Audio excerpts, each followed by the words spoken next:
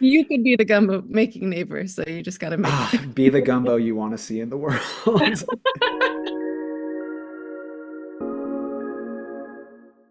Hello, everybody. Yes. Welcome back to No Plastics for Lent for this 2025 season. I hope that you all are doing well out there.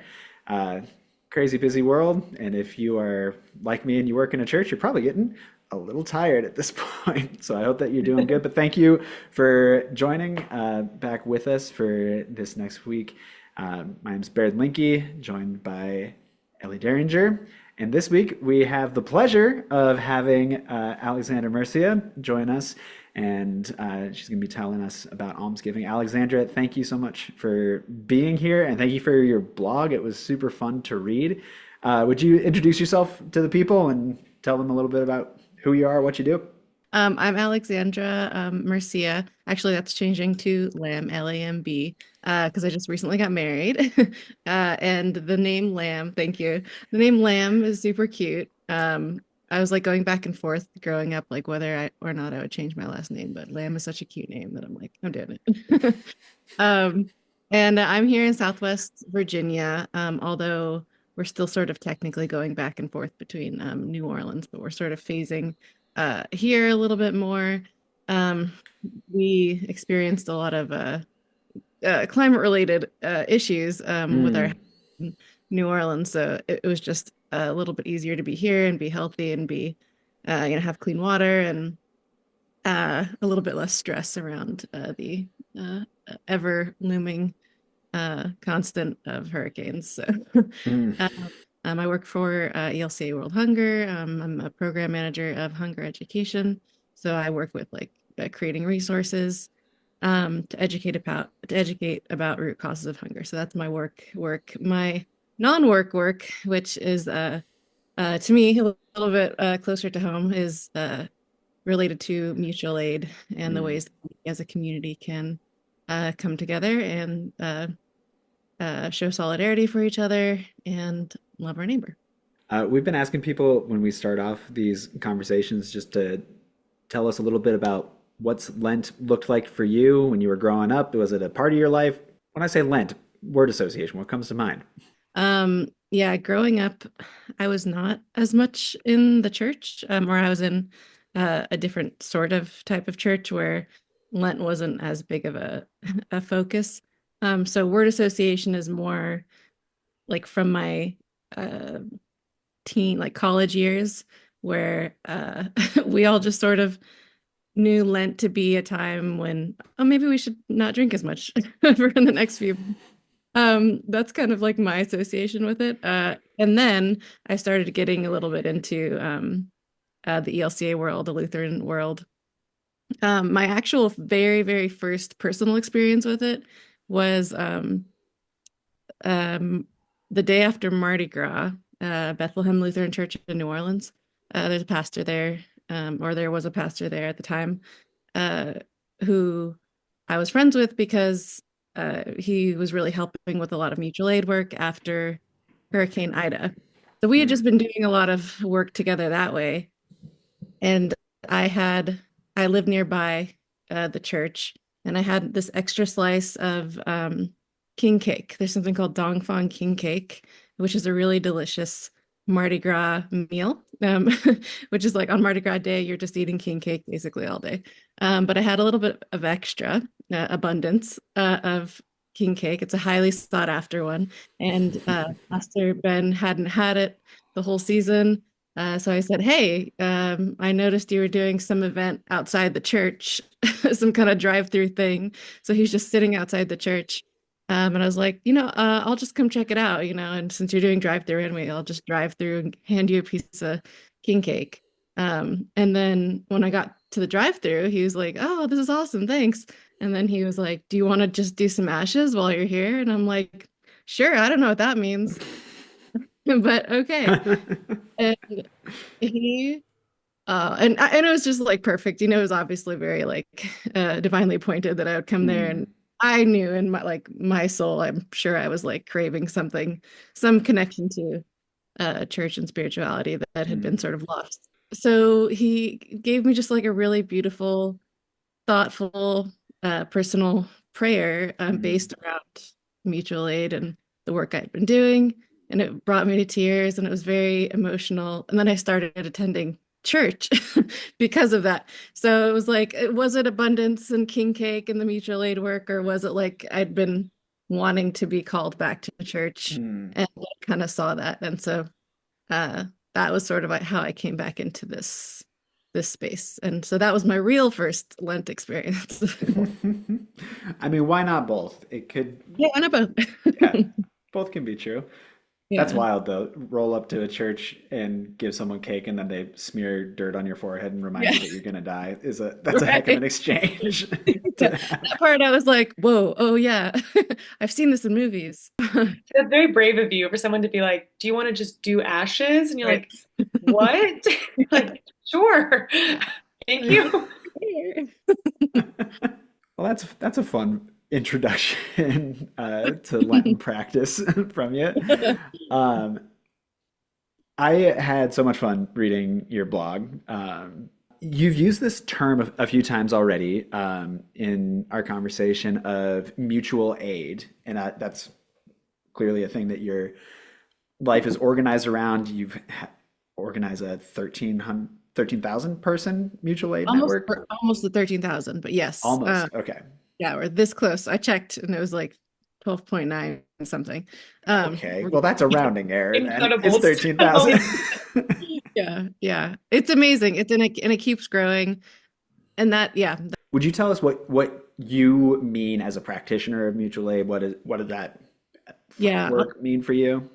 I'll tell you my personal connection to it because there are so many different ways you can talk about like the origins of mutual aid. You know, you can talk about uh the the concept or the word sort of becoming more buzzwordy at Mm, different points in time.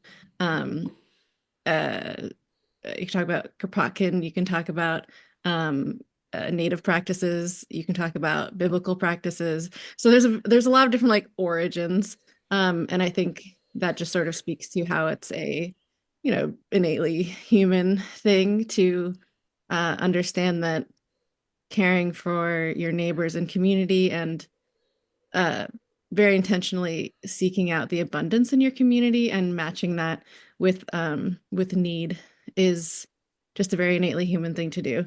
It feels, and I don't know like where that mm, sort of came from in my history in my life. Maybe it was early biblical teaching, or maybe it was like a foundation of that. But living in New Orleans is kind of like a ground zero for uh, how well this type of work can like produce really amazing results. Um, it's a very natural thing in New Orleans. You have things called social aid and pleasure clubs, which I speak to, I think, in the mhm, blog, but which is still a very active practice. And it feels like a friendly neighborhood block. And like the more you get to know like individually the people on your block, what they like to eat, what they like to listen to, how they practice spirituality, what kind of plants they have. It just creates this network very naturally. And that's, I guess, how it feels to me. It feels very uh what's the word?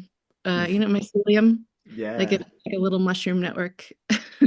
but I love the way that you've talked about all of this and like rethinking even the whole like modern day friendship is just Venmoing each other back like over and over again.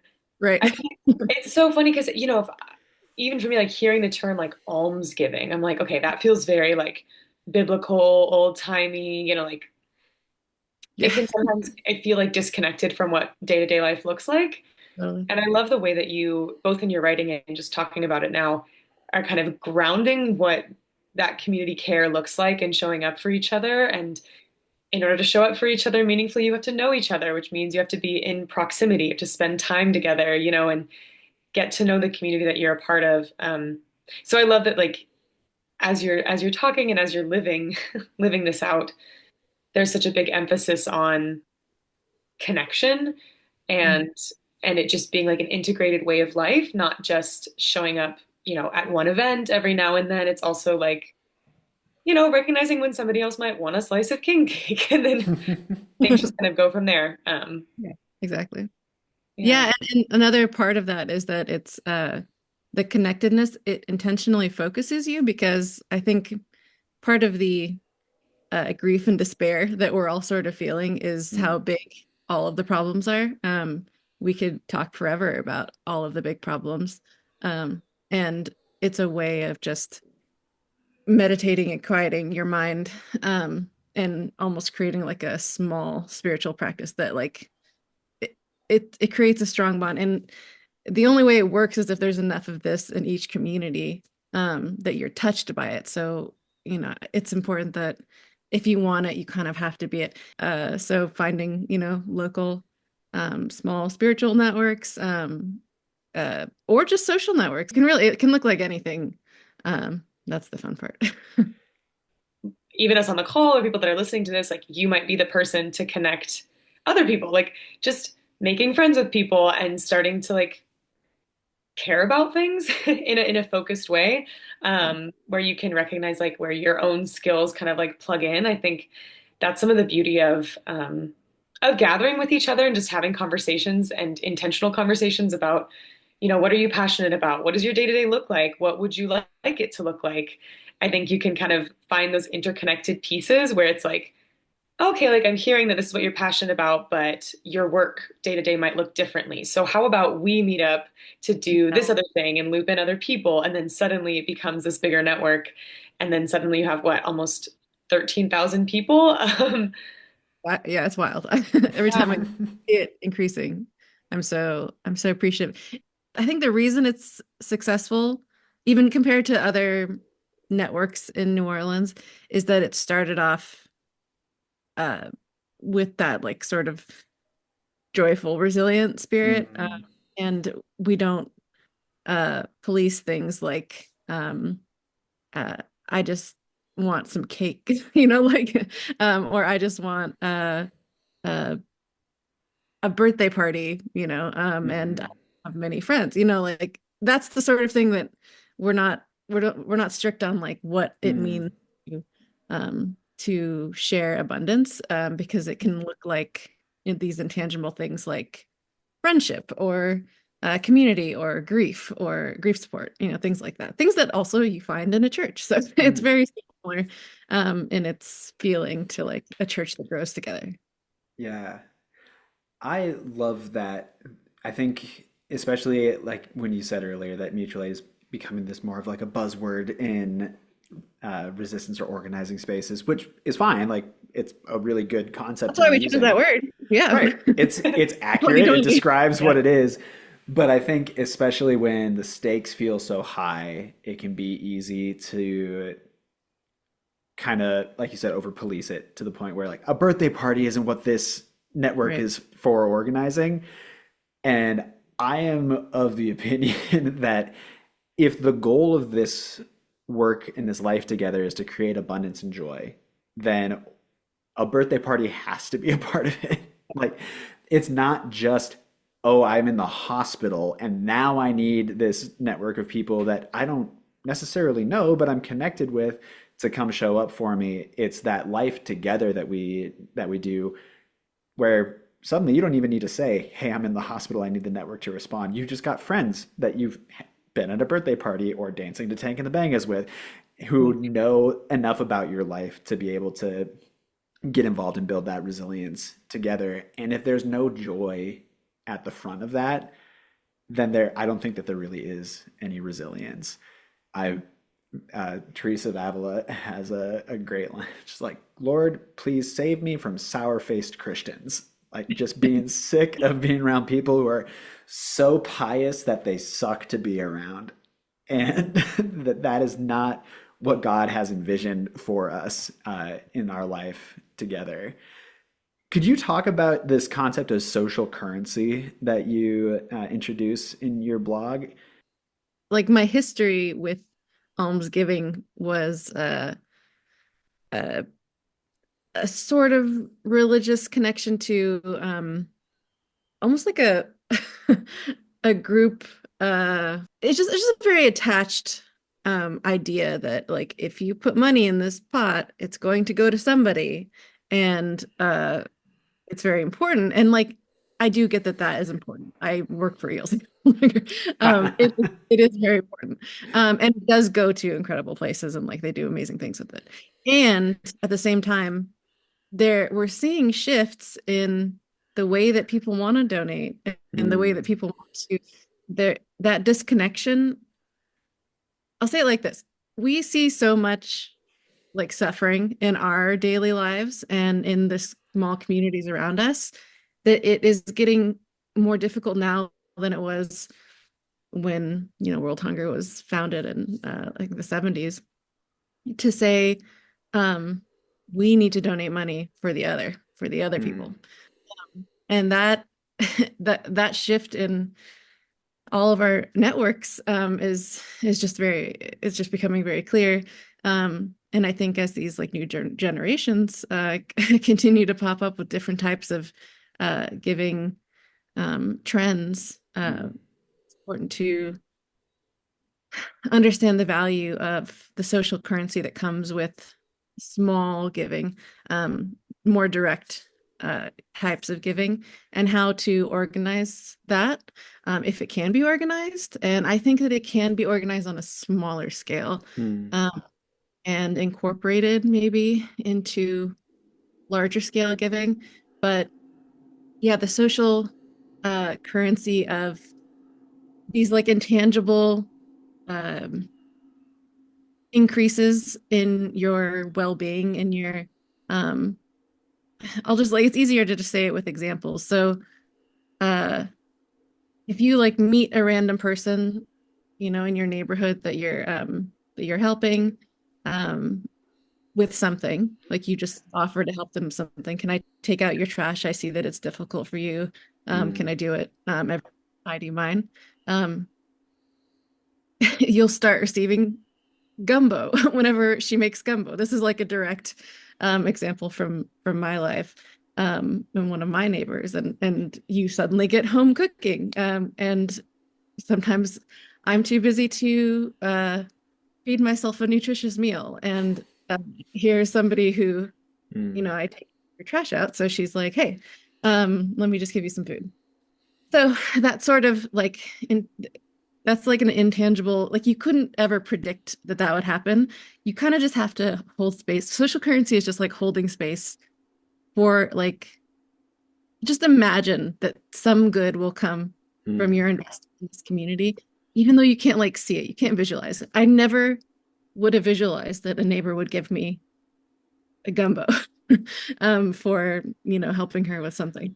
But now like uh now it's a really good friendship. So then that's like another intangible thing you don't realize you're missing is like a close friendship mm, with somebody nearby. So all of these things that feel you can't exactly like put that onto a donation form. Like you can get a tax mhm, refund, but you can't get like you can't receive some sort of guarantee that you're going to have some sort of benefit uh, or way that your life is forever touched. mm. And you're also making me realize that I need to get some neighbors to from the south to move into my apartment complex because I don't think that any of my neighbors know how to make gumbo, and I'm feeling Uh, that my life is worse because of that, and it could be really that's true. improved. You could be the gumbo making neighbor, so you just got to make Ah, be the gumbo you want to see in the world. it. Uh, well, and what's funny is as you were talking, it made me think of like being in college in a residential college environment, which is not, by no means universal for all young adults, but I think that's like at some point in young adulthood, people live in, like shared homes or live kind of like in a dorm situation or have roommates maybe for the first time or maybe for the last time before they are done with college or, whatever's next for them. Um, but I remember like the times that I miss so much, and I'm a few years away from graduating, or a few years out from graduating college. Even looking back to a few years ago, some of the things that I really miss about being in community is like going down a few floors to my friend's dorm to Mm, hang out and just like be on their couch, just have a conversation. And I think one of like my dearest friends, one of my favorite people in the world, I remember I was at his apartment and I discovered behind his fridge he had a little whiteboard that had my name on it. So I was like, why is my name on this whiteboard? And I was being a little snoopy. And it was like a list of all of his friends and their like dietary restrictions and Oh, like always had, yeah, right? And like had stocked food in his pantry so that if like those hangout moments happened, there would be something for us to eat. And I remember like looking back on that now, I have such a fond memory of it. But even in the moment, I was like, man, I really, wherever I live in the future, I want to live in a community that feels like this. And I think what's so hard is whenever people move, or just like living spaces that we have, especially here in the US, it's so disconnected. And, Hmm. like you might maybe see a neighbor every now and then, but even in like an apartment complex, you don't really talk to each other unless if, and if you need something, like, do you knock on their door? Another anecdote, I have a friend of mine who just recently moved into a new apartment. We discovered that their neighbors are people we know from college. And my friend told me a week ago we needed like flour or some baking staple item, but I didn't know the neighbors, so I didn't want to knock on the door, which is so fair. I wouldn't want to either. But being the person to make the gumbo, to knock on your neighbor's door, say hello, like that to me feels so small but so impactful. And hearing how that fits into yeah. that network of like creating a mutual aid group Yeah. or network. Yeah, that's super sweet that he that he wrote down your dietary restrictions. Like, because you think like, am I doing too much? Am I like the person who's doing too much? But like when that happens to you, you feel so seen. You feel so taken care of, and in a way that like the world is not making us feel taken care of right now. Mm. And I I love think that. about like, networks like, World Hunger, like looking at this, like there are advantages of having institutional connections and resources and outreach, especially when a community that you're supporting is not your immediate community. But I think like what I've been hearing from you and what I read in your writing was there's this balance of, trying to plug in and donate and commit funds to the work that like you believe in and that is doing important work in the world, but Yeah. also recognizing that staying ingrained in your own community, like that balance is so important, and utilizing your social currency, donating when you can and where you feel is the most like ethical and responsible place to donate your funds, but also like that's not all that we have. Yeah, and the larger networks, you said it, exactly. Like we have, like I and my tiny little communities here, between Virginia and New Orleans, um, now have access to hunger leaders across the country just because like that's what I'm doing in my work and my job, and trying to use those teachings and learnings and bring those to my team and say, hey, Mm. let's like maybe this would be cool if it looked a little bit like this or a little bit like this, but in any way that we can do that in whatever our other work is, like just we ourselves, Mm. um if you're watching this, you're probably one of us. And just applying that to your other work, is just always a good reminder to do that, mix it all together. It's so funny, Alexander, hearing you talk about your small little community. While I'm coming from Montana, where like 13,000 is the seventh largest city in Montana, something like that. Like that's a Yeah. that's a sizable town Yeah, no, here, that's fair. That's fair. Yeah, which is Floyd. great. I Yeah. just think Yeah. it reiterates like these communities are larger than we expect, even if they don't have an institutional label that we can put on them. And there is so much value to an institution to be able to like amplify or transmit mutual aid across a distance, like the way that World Hunger is involved with communities on different continents. I can't do that in my day to day, so I'm so grateful to be a part of a community that's invested in figuring out how. But I also think that in the U.S. we it's such a service economy that it can be very easy for us to imagine that because we've contributed to those large institutions financially, we've almost like professionalized neighbor care to the point where like I pay someone to take care of that. Right, And right. I do.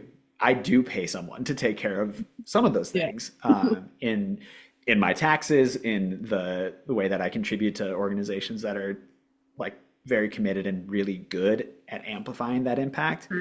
What Yeah. can't happen though, or shouldn't happen though, I think I'm guilty of allowing it to happen, is to think, well, I've paid someone to take care of it. And so I'm invested in someone who lives around the world from me, which is beautiful.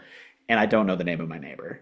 And I Mhm. think that we should be looking more towards that both and I think that highlighting what you've done of almsgiving, which is like traditionally such a financial tool. Like Right, it ideally, not ideally, historically, that's been just about giving money to poor people. right, right. But what you've done in your blog and with this concept of social currency and mutual aid is expanded it to include so many other kinds of gifts that we do that build relationship. And I think that's the ultimate goal of this is that relationships are much more resilient than transaction. And expanding the idea of almsgiving from just the money that I give to someone who's in need, which might be extremely necessary and is not like a replacement.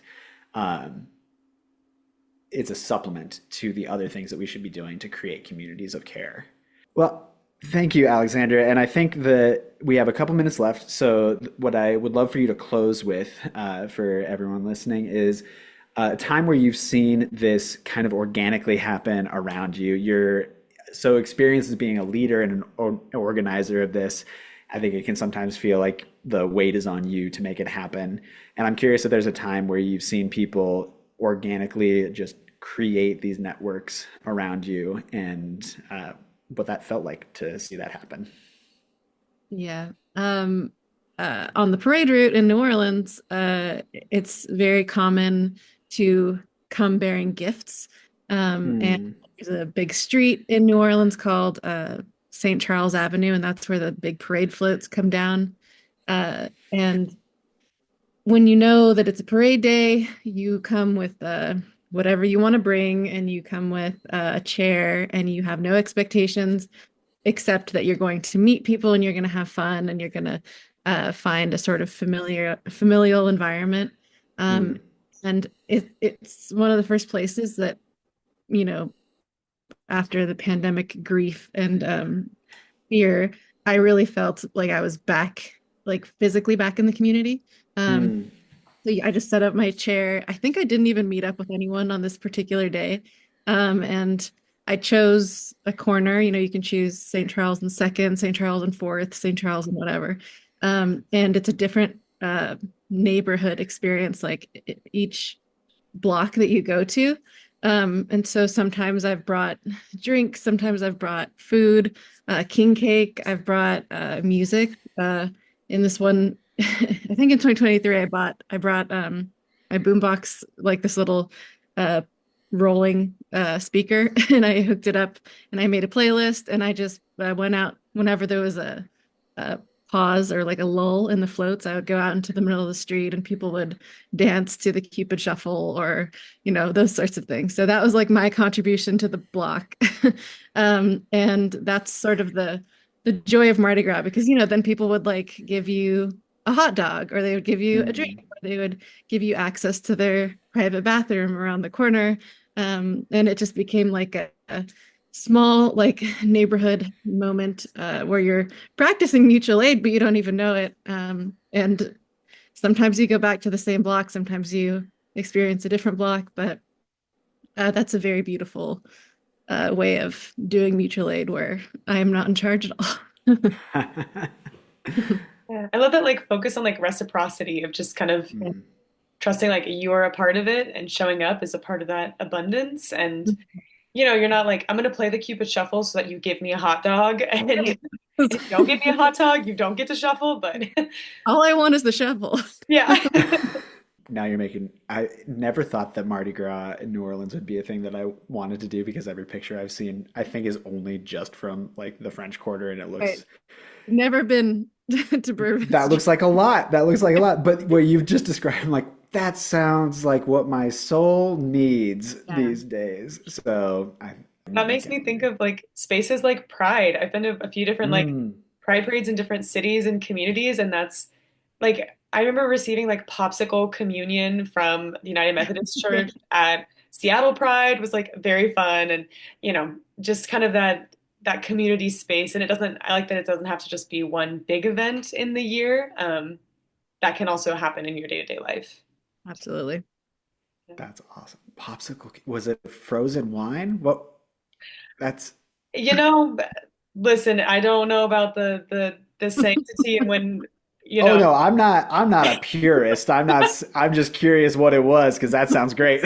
I mean, a wine it's just popsicle also sounds good. like the Yeah. Otter Pops, classic Otter Pops. That's Jesus' awesome. his favorite, you know, Yeah. historically we know this. I mean, when he was growing up, Yeah. it was a guilty pleasure as an adult, maybe. But so yeah, I think that's a good prompt for everyone listening along. Like, where have you seen mutual aid happening? It's not this thing that you need a master's degree in order to be able to accomplish.